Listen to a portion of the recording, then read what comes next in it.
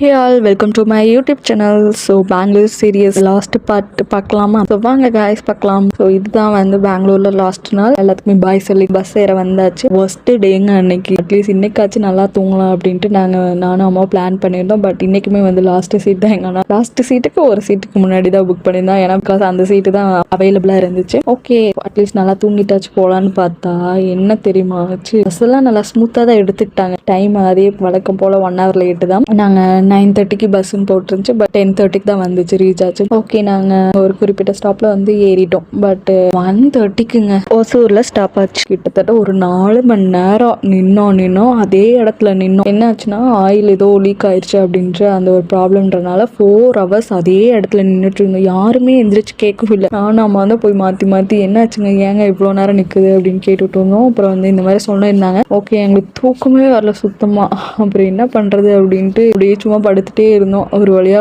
5 மணிக்கு கோயம்புத்தூர் ரீச் ஆக வேண்டியது. பட் 5 மணிக்கு தான் ஒசூர்ல இருந்தே எடுத்தாங்க. ரீச் ஆனதே எங்களுக்கு 9:30 ஆயிடுச்சுங்க. ஃபர்ஸ்ட் டே தான் நான் சொல்லுவேன். ஸோ அவ்வளோதான் guys இந்த வீடியோ. மறக்காம சப்ஸ்கிரைப் பண்ணி வச்சுக்கோங்க. நெக்ஸ்ட் வீடியோவில் பார்க்கலாம். டாடா பாய்.